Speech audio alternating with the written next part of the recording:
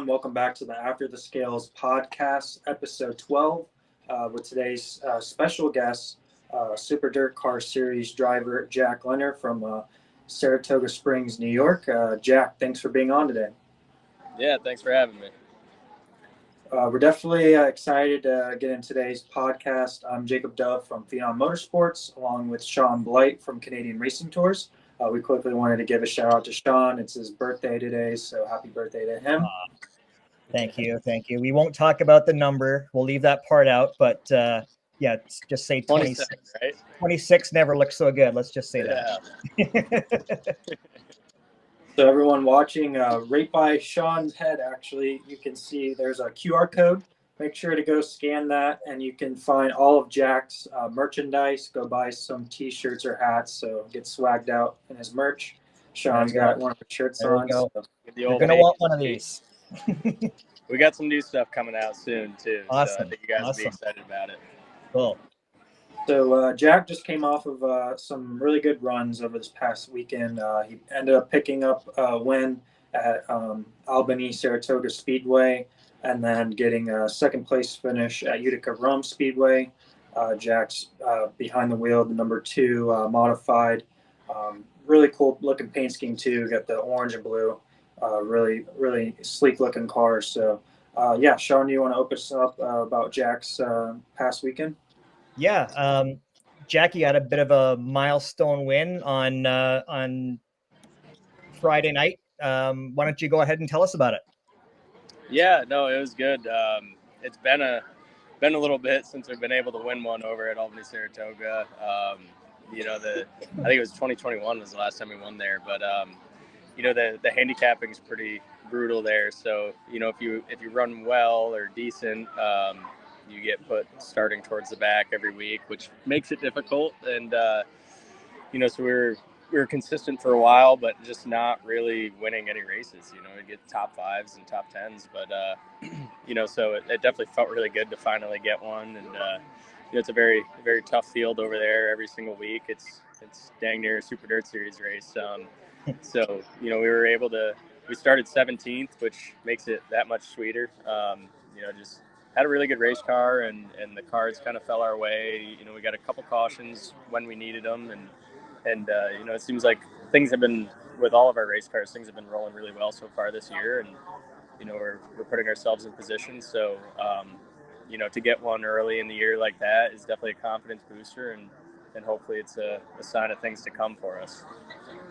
You mentioned the handicapping. So I've noticed a couple of your races this year, like you've ran really, really well, you've finished really well, but you've started at the back. Is that handicapping, or is that something like you as a driver or you as a team can kind of work on, so you don't have to kind of overcome that those kind of obstacles? So for the weekly stuff, like weekly at Albany Saratoga, weekly at Fonda, that's handicapping. They set up your heat race starting position based on handicap. So like this week we'll probably start last in the heat race. Usually we start anywhere from 7th, 8th, or 9th, and then we've had 4 heat races recently, so you have to get to the top 4 in the heat race to make the handicapping for the feature. And the way that works is now they take the top 16 cars, the top 4 out of the 4 heat races, and handicap them again. So you could go out and win, the first heat race, and they'll still handicap you to start 15th or 16th. If it's a Super DIRTcar Series race or a short track Super Series race, those are straight up qualifying. And so if we're starting in the back there, it's probably something we need to do a little better. And on the personal side of things, every podcast episode we have a guest on. We always ask them about kind of personal things behind the scenes. And one of our questions was, how did you get the nickname Ginger Ninja? So that was probably, 2016 or something like that. I had won my first sportsman race at Albany Saratoga, and I shared like an article or something on Facebook that someone wrote LEHNER wins or whatever, and my buddy David Schilling commented on it, the Ginger Ninja, which I don't know where he came up with that, but it got like 50 likes or laugh reactions or whatever. And then our announcer at Albany Saratoga, Dan Martin, he started saying it. and he was actually the announcer at Super Dirt Week, or co-announcer at Super Dirt Week the following year, and he was saying it, and then Shane Andrews started saying it, so now it's just kind of caught on to a whole thing that the fans seem to like it, and we put it on the T-shirts and stuff. I'm cool with it. We got a funny little cartoon that goes along with it, but it's definitely a funny nickname. I like it though. Yeah, it definitely stands out, man. Like you've gotta do something to set yourself apart. And dirt racing, like no other form of racing, like historically has the best nicknames for drivers. And like yours is way up there. Like every time I hear it, like over the announcer, like you look in the stand and you see people around you, and it just brings a smile to people's faces. So it's cool that you've kind of taken it and run with it, because it's really cool. Yeah, no, I love it. Give them something to remember you by, I guess, right? Yeah, exactly, for sure. So Saratoga Springs historically, I mean, I've never been there, but I know enough about kind of the history of the town, like to know it's a very historic horse racing city. So where did where did your career begin with dirt racing? How did you get into racing in the first place? So my dad was always like a race fan, big into racing. He raced street stocks at Lebanon Valley when he was younger. It's always been something that he's been interested in, really like to do. So, I have two sisters and a brother, and my brother is a bit older than me. My dad went go-kart racing with him, and then he ended up moving out to Colorado and stuff. And when we were all younger, my dad took us all go-kart racing. Me, my sisters, I was like 4, they were 6 and 8, whatever, and they did it a couple times, whatever, didn't really grasp onto it, but I really liked it and took to it. So we started racing go-karts. I was 5 years old, I think, when I started like actually racing competitively, and it just kind of snowballed from there. I mean, we won a lot of races when I got older and into the more serious adult classes, and had a lot of success, and it was fun. And then eventually when I was 16, I think it was, Ray Sefrin, who owns West End Towing, he's now a sponsor on Andrew Buff's car. He housed 2 sportsman cars for Rocky Warner, and Rocky went to drive for Jake Spraker that year, so he had 2 cars that were basically freed up, and offered for me to run one of them in limited sportsman for a little bit that year. And so we did that, and that just kind of set the hook for me, I guess. We ended up just taking off from there, and now we're where we're at now, full blown into it. And obviously, where you're at in New York, it's obviously it's a modified country. Was that goal for you always to run, the modifieds, or have you always, wanted, maybe if given the right opportunity, dabble in some other classes like late models or UMP modifieds or even sprint cars? Yeah, I mean, it wasn't necessarily something I thought about when I was younger. Like, we always just, when we were go-kart racing, that was just what we did, and I didn't think much of it until I started running the sportsman car. And at that time, it was still kind of like a hobby or just a fun thing to do one night a week. And then, as I got into it and you see the modifieds and you get into the scene a little bit, that's when I started to really, set my sights on wanting to do this. And I mean, I would love to run other stuff as well. I mean, the late model stuff, I'm a big fan of late model racing, and those cars are really interesting to me, and I would love to see what I could do there. I'm pumped for my buddy Max being able to fulfill that dream. He's doing right now. He's doing really well with that. So, yeah, I mean, I'd be open to going any other direction or going further with it if we can. But at the same time, we got a pretty good deal rolling here, and hopefully we can keep it on going and be one of the top contenders on the touring stuff.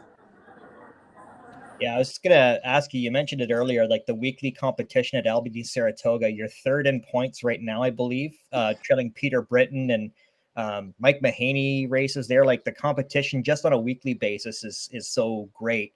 And then you go to the Super DIRTcar stuff where there's Matt Williamson, Matt Shepard. Just talk about kind of the competition. You own your own team. So like how much kind of work does it go into that just to be competitive against those kind of guys? It's a ton, really. And I mean, when I went racing on the tour for the first time in 2019, and that was when I really kind of realized like what we were up against. But racing against those guys, I'll keep that. But racing against those guys, just seeing like the intensity level that they have to keep that they're programmed to, and every time that they show up to the race, everything's in order. They're prepared. They have notes on the tracks. They're taking really good notes every time they race and keeping track of everything. And that's like a whole nother level to race at, as well as, the talent that they have driving and the experience that they have. So when we first got on tour, we definitely got our butts kicked and, realized what it took to race with those guys. And we've been working at it ever since. I mean, if you want to race with those guys, it's a full-time job. I mean, you need to have good equipment. You need to be working on it all the time, and you need to be taking good notes and working on your driving all the time. And you kind of got to eat, sleep, and breathe it.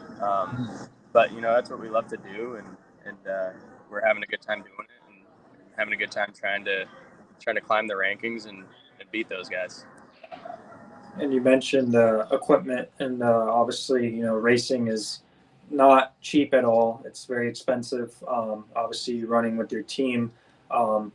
We're kind of curious to see what is it like, running a full season schedule. You're obviously going to different tracks. What is it kind of like budget-wise to be able to fund? I mean, you have some good sponsors on board. Kind of tell our viewers like what it takes to really run a whole year of dirt racing. So for us, I mean, it's we're on a smaller budget than most, and it sounds weird to say that, when you say the number, but I mean, like, it's probably about, the way we do things, it's about $130,000 a year in expenses to run up and down the road and race and maintain their 2 cars and big blocks and refresh engines and things like that, which is crazy that we're on the smaller end of it with that number. But lucky enough to have a lot of really good sponsors and supporters behind us. It certainly wouldn't be possible without them. And luckily the Super DIRTcar series, the races do pay well, the point fund pays well, so as long as you're able to perform decently well, there's a decent payout at the end of it. And along with doing the Super DIRTcar series, you do get a lot of recognition and fans and things like that, which helps with merchandise. And it's a big circus just to try to keep the wheels rolling on this thing. I mean, selling t-shirts, trying to attract sponsors. I build shocks and bodies for other racers and set their cars up to try to make a buck. And the better you run and the less equipment you tear up, that helps too. But it's definitely a big balancing act, trying to keep everything rolling efficiently. And I want to ask you about your got a big race coming up this weekend at Weedsport. Kind of kicks off like the kind of the big season for the Super DIRTcar series. But you got an opportunity to race Danny Varen's modified with the short track Super Series. How did that opportunity come about, and what's that been like? So I guess it's not Danny Varen's anymore, but so that's Brett Deo's car. Okay. Brett Deo with the short track Super Series. He owns that, and David Schilling was driving it before, and they parted ways, and then Danny Varen drove it for a little bit, and they ended up parting ways. Danny has a portable restroom business, and as well as his sprint car program, and I think it was just a lot going on for him to try to do all of them.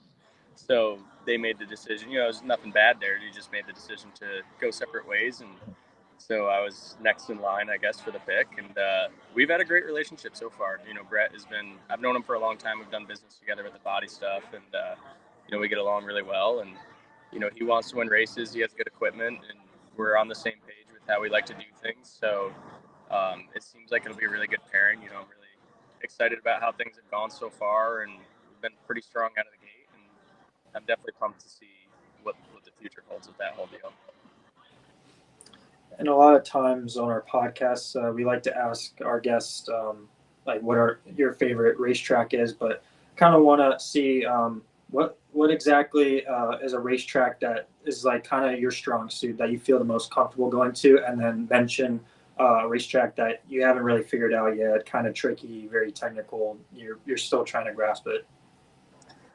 I guess the tracks I feel comfortable at, I guess, I don't know, like Albany, Saratoga, obviously I have a lot of laps there. Land of Legends, for whatever reason, seems to suit me really well. I haven't raced there a ton, but we do run well every time we go there.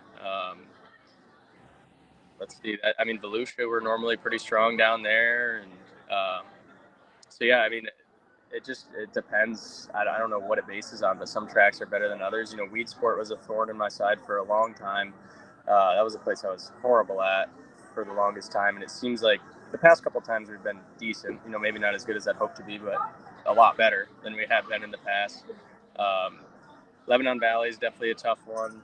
It's just such a different track than what we're used to, and a different driving style. But I'm excited to go to some of these new tracks too. Thunder Mountain Monday, I've never been there, so we'll see. Maybe that'll be the new one that's a thorn in my side, or maybe it'll be a good one. But yeah, we'll just have to see. All right, so you got Weedsport coming up for the Heroes Remembered 100. Talk about that race. I love Weedsport. Like it's such a tricky track to get around. I just love watching drivers kind of figure that place out. So talk about that race kind of coming up, and just maybe your goals as far as the Super DIRTcar Series is concerned for the season coming up. Yeah, I mean, I'm a fan of Weedsport as well, even though I haven't been the best there. But it's a very nice facility, very nice racetrack. They do a good job there, putting on a good show for the fans, so it's fun racing there. I'm excited to go there. I feel like we have, our cars are really good, like I said before, and really good in the slick stuff. I feel like Weedsport's going to where we've been good. I guess we'll find out on Sunday, but hopefully we can put together a good run there. And I guess, hopes for the Super DIRTcar Series.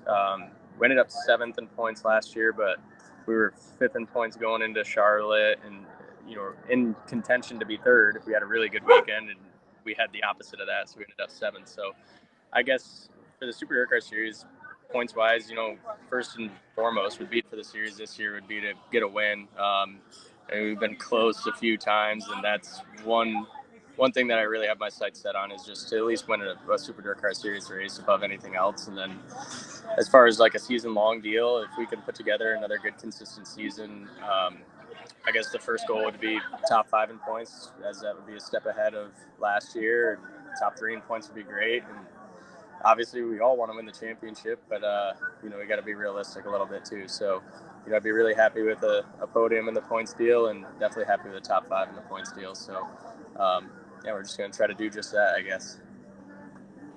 Yeah, I was going to ask you about your short-term goals for this year, but what do you see as far as, some future goals that you have maybe a couple years from now down the road? What would make you, motivate you to go after that?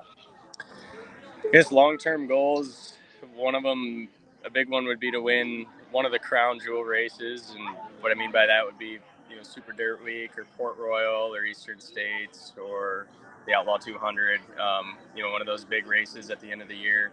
That would be awesome. Every driver wants to have that feather in their cap. So that's one long-term goal. Another long-term goal would be to, I guess, win a Super DIRTcar Series championship. There's a lot of, it's a tough thing to do. A lot of good teams and good drivers out there, but that's why we do this thing. That's what I got my sights set on. Whether it's in 3 years or 5 years, that's definitely a goal down the road for me. All right, we appreciate you coming on, Jack. We know you're out having some soda pops, I'm sure. Yeah.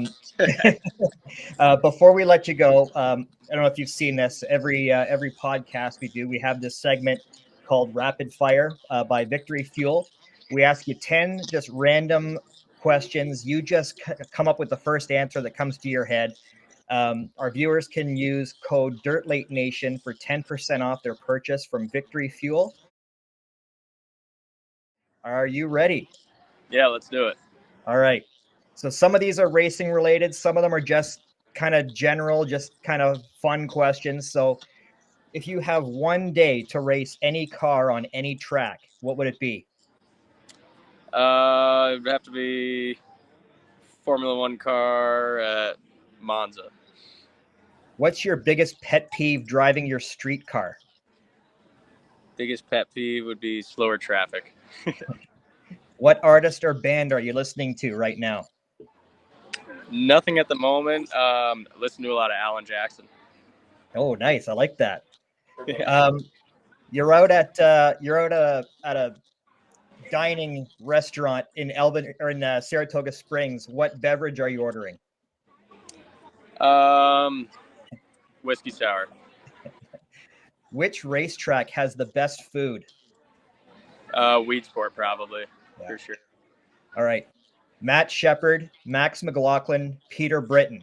You've got to beat one for the win, party with one, and fight one. Go. Beat Matt Shepard for the win.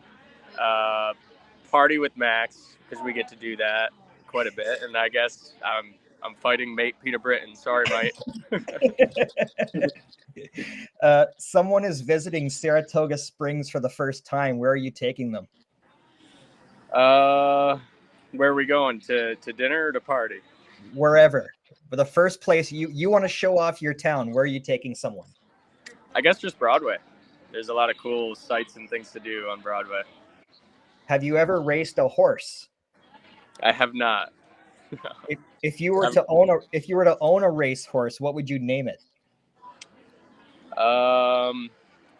Basil Rain of Saratoga. All right, last one. Who is the best celebrity ginger? Wilma Flintstone, Ariel the Little Mermaid, or Jessica Rabbit? I guess I'll go with Ariel the Little Mermaid because that's the only one I really know.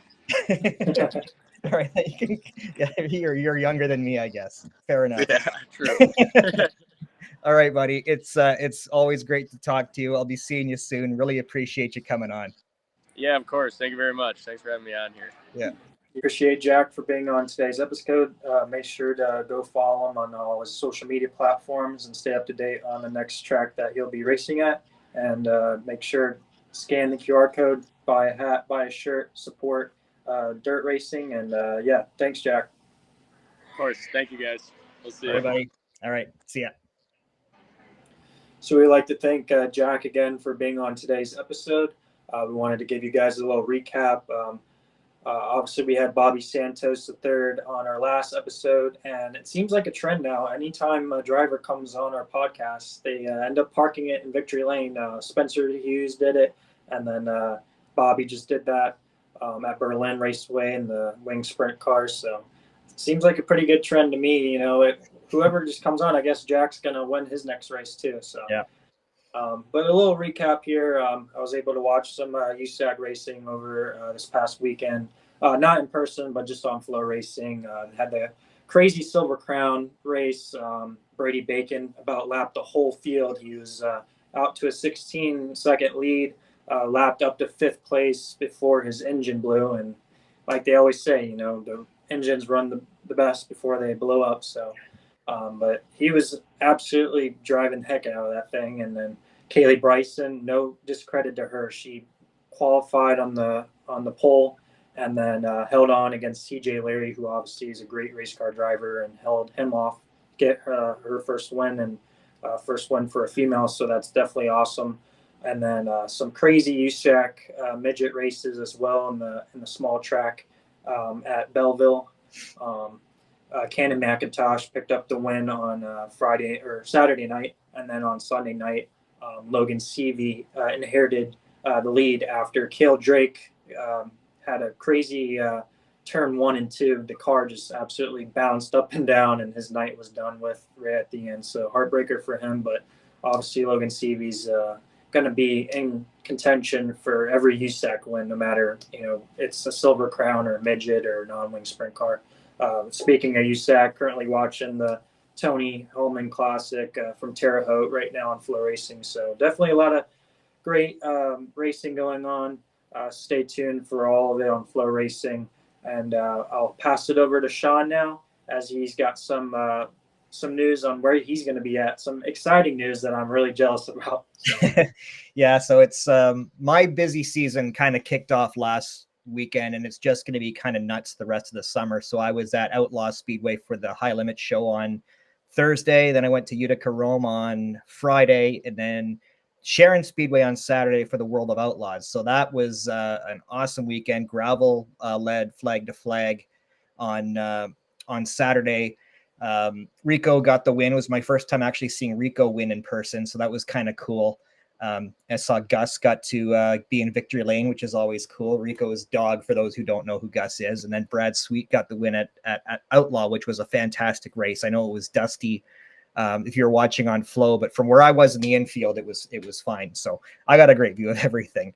And then this weekend coming up, You mentioned USAC. I'll be at the USAC sprint race on Thursday at Circle City. And then Friday, I'm at the Hoosier 100 with watching Bobby Santos and Taylor Ferns, who are our last guests last week. And then Saturday's the Little Indy 500, so I'm going to do that. And then Sunday's the big race, the Indy 500, and I'll be at that. I'm not going to mention the weather forecast because it doesn't look very good, so I might be watching that race on Monday, but hopefully things turn around. But yeah, just a crazy couple of weeks for me.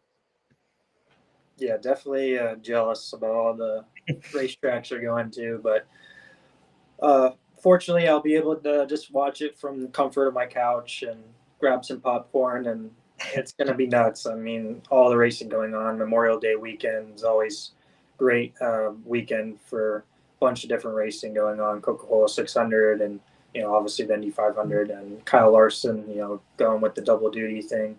We'll see what happens, though, because it's going to be difficult for him to try to make it to both, but gives everything, for us race fans to something to tune in for.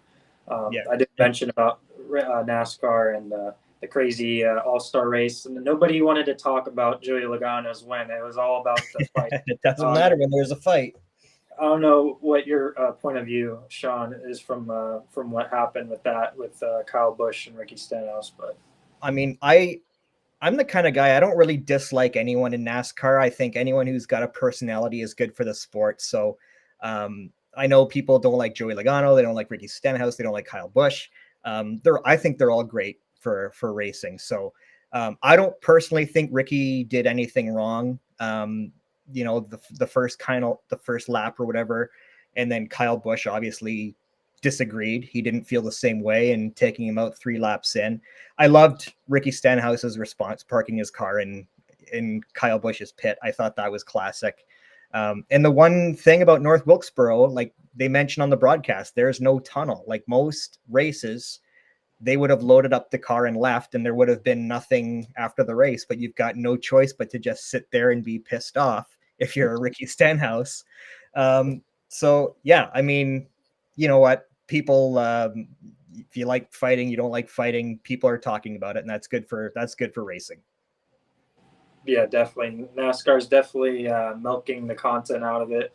Gives us some more people, to watch for. And I'm not going to be biased since I do like Stenhouse, but I don't think Kyle Busch really knew exactly what happened with Stenhouse putting him in the fence. I don't think they really made contact other than going 3 wide, and even with the package with the next gen car, any hole that you have on a short track you're going to have to take because it's so hard to pass. So I don't blame Stenhouse for doing what he did. And I think I think part of that is probably Kyle Busch's frustration. It's been a pretty tough start to the year and a pretty rough finish to his year last year, and you get to a point where you feel like you don't have the luxury when you're driving the car of seeing the replay or anything in real time, and you probably just get to a point where you feel like you're being used up, and he's a competitive guy, and his emotions got the best of him, and you boil over and you snap, and I get that, but yeah, I don't think Ricky did anything wrong personally.